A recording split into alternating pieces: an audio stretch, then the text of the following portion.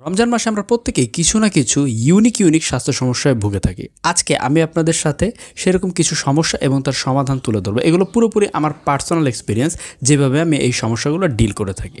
সর্বপ্রথমেই রমজানে যে সমস্যাটা আপনি ফেস করবেন সেটা হচ্ছে সকালে ঘুম থেকে উঠতে কষ্ট লাগা। দেখেন, আমাদের কি হয়, আমরা সেহরি খাওয়ার সাথে সাথেই ঘুমিয়ে পড়ি। দেখেন, সেহরি খাওয়ার সাথে সাথে যদি আপনি ঘুমিয়ে পড়েন তাহলে আপনার বডির টেম্পারেচার কমে যায়। আর বডির টেম্পারেচার যখন কমে যায় তখন পেটের ভেতরে থাকা খাবারগুলো হজম করতে দেরি হয়। আর এই কারণে আপনি উঠতে আরও বেশি কষ্ট ফিল করবেন। একটা ব্যাপার আছে, আপনি কার্বোহাইড্রেট জাতীয় খাবার যখন বেশি খাবেন তখন শরীর এমনিই বেশি টাইম নেবে এটাকে হজম করতে। আর আপনি যদি খাওয়ার সাথে সাথে ঘুমিয়ে পড়েন তাহলে এই হজম প্রক্রিয়া বিলম্বিত হওয়ার কারণে আপনি পরবর্তীতে ঘুমের থেকে উঠতে কষ্ট ফেস করবেন। দ্বিতীয়ত যে সমস্যা আপনি দেখে থাকবেন সেটা হচ্ছে যে আপনি সারাটা দিন ম্যাজমেজে লাগবে। দেখেন, সারাটা দিন ম্যাজমেজ লাগে কী কারণে? দেখেন, রমজান মাসে সাধারণত আমরা কাজ করি কম, আমরা মনে করি রমজান মাসে বেশি রেস্ট নেওয়া উচিত। কিন্তু সমস্যা হচ্ছে রমজান মাসে যখন আপনি বেশি রেস্ট নিতে যাবেন তখন বেশি খারাপ লাগা শুরু করবে। অবাক হতে পারেন, আমি আপনাদেরকে একটু ব্যাখ্যা করছি। দেখেন, রমজান মাসে আমাদের বডি গ্লুকোজ বার্ন করার পর কিটোন নামক একটা এনার্জি ক্রিয়েট করে। সাধারণত আমাদের বডি চলে হচ্ছে গ্লুকোজের মাধ্যমে, কিন্তু যখন আপনি দীর্ঘক্ষণ না খেয়ে থাকবেন তখন আপনার বডি কিটো উৎপন্ন করবে এবং কিটোনের মাধ্যমে আপনি চলা শুরু করবেন। এখন আপনি যদি ঘুমিয়ে থাকেন বা আপনি যদি রেস্টিং পর্যায়ে থাকেন তাহলে এই কিটোন ভালো মতো তৈরি হবে না। কিটোনের একটা ধর্ম হচ্ছে যখন এটা ইউজ আপনি করতে চাইবেন ঠিক ওই সময় এটা রিলিজ হবে। যদি আপনি শুয়ে বসে থাকেন তাহলে এটা রিলিজ হবে না। সাধারণত কিটোন নামক যে ফুয়েলটা আছে এটা আমরা যখন অ্যাক্টিভ থাকি তখনই এটা তৈরি হয়। আর যদি আপনি শুয়ে বসে থাকেন তখন এটা তৈরি হবে না। এরপর আপনি যে সমস্যা দেখতে পারবেন, বেশিরভাগ মানুষের ক্ষেত্রে দেখা যায় যে প্রথম 1-2 দিন ভালো লাগে, তারপরে দেখা যায় যে একটু খারাপ লাগা শুরু হয়। এর কারণ কি? এর কারণ হচ্ছে, দেখেন, প্রথম 1-2 দিন আপনার বডির ভিতরে গ্লাইকোজেন নামক একটা এনার্জি রয়ে যায়, এই কারণে আপনার তেমন একটা কষ্ট লাগবে না। 2 দিন পরে যে এই গ্লাইকোজেন লিমিট কিন্তু আপনার বডি থেকে কমে যাবে। এই গ্লাইকোজেনটা যখন আপনার বডি থেকে কমে যাবে তখন কিটোন বডি অ্যাক্টিভ হওয়া শুরু হয়। আর আমি আগের পয়েন্টেই বললাম, এই কিটোন বডিটা আপনি যদি পারফেক্টলি আপনার বডিতে রিলিজ করাইতে চান তাহলে আপনার একটু না একটু অ্যাক্টিভ থাকতেই হবে। আপনি দেখবেন যে আপনি যদি বেশি ঘুমিয়ে থাকেন, আপনি যদি বেশি রেস্ট নেন তাহলে দেখবেন আরও বেশি খারাপ লাগা শুরু হয় এই রমজান মাসে, এবং তার কারণ হচ্ছে এইটা। রমজান মাসে দেখা যায় যে আমাদের অনেকেরই গ্যাস হয়, অনেকেরই খারাপ লাগে। দেখেন, ভাজা পোড়া খেলে তো গ্যাস হবেই।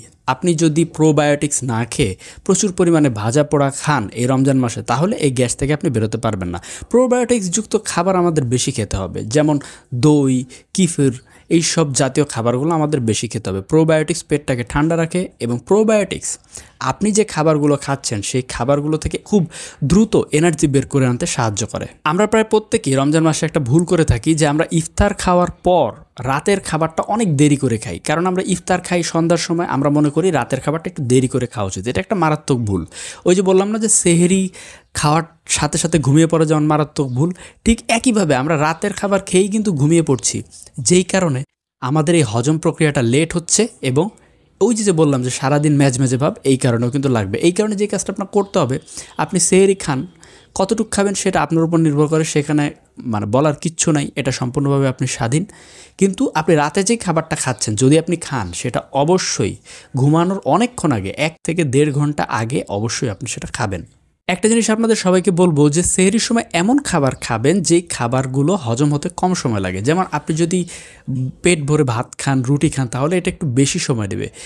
এর বদলে আপনি যদি শাকসবজি খান, আপনি যদি শশা খান, সালাদ জাতীয় জিনিস খান, ডিম খান, কলা খান, ফল খান, সেটা আপনার বডির হজম প্রক্রিয়ার জন্য ভালো। দেখেন, এই যে সারাটা দিন যে ম্যাজমেজে লাগা, খারাপ লাগা, গ্যাসের প্রবলেম, এই সকল জিনিসগুলোই তৈরি হয় সেহরির সময় আপনি কখন খাচ্ছেন এবং কি খাচ্ছেন এর উপরে।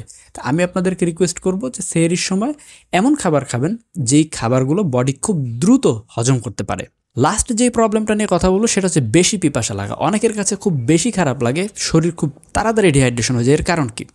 এর কারণ হচ্ছে আমরা ফাইবার জাতীয় জিনিস কম খাই। ইফতারিতে আমরা সাধারণত কী খাই? ভাজা পোড়া, পোলাও, মাংস, এইসব। এখানে ফাইবার নাই। আপনাকে ফাইবার জাতীয় খাবার খেতে হবে, সালাদ বাড়ায় খেতে হবে, ফ্রুটস বাড়ায় খেতে হবে। যদি ফাইবার বাড়ায় না খান তাহলে আপনার এই বডি পানি ধরে রাখতে পারবে না সারা দিনের জন্য। এবং আরেকটা ভুল আমরা করে থাকি, আমরা এক্সেস সল্ট জাতীয় জিনিস খাই। ওই যে একই কথা, আপনি যখন প্রচুর ভাজা পোড়া খাচ্ছেন, মুড়ি মাখানো খাচ্ছেন, পোলাও মাংস খাচ্ছেন, ওখানে কিন্তু অনেক সল্ট থাকে। এই সল্ট জাতীয় খাবারের সমস্যা কি জানেন? সল্ট আপনি যখন বেশি খান তখন এটা আপনার পানির তৃষ্ণা বাড়ায় দেয়।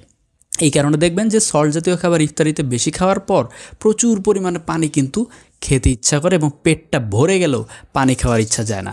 এই ছিল পুরোপুরি আপনাদের সমস্যা সমাধান টাইপের ভিডিও। আমি আমার পার্সোনাল সমস্যা এবং পার্সোনাল সলিউশন আলাপ আলোচনা করেছি। এর বাইরে যদি কোনো সমস্যা আপনার থেকে থাকে, আমি যদি সেটা অ্যান্সার দিতে পারি তাহলে অবশ্যই আপনি কমেন্টে জানাবেন এবং আমি তার অ্যান্সার দিয়ে দিব।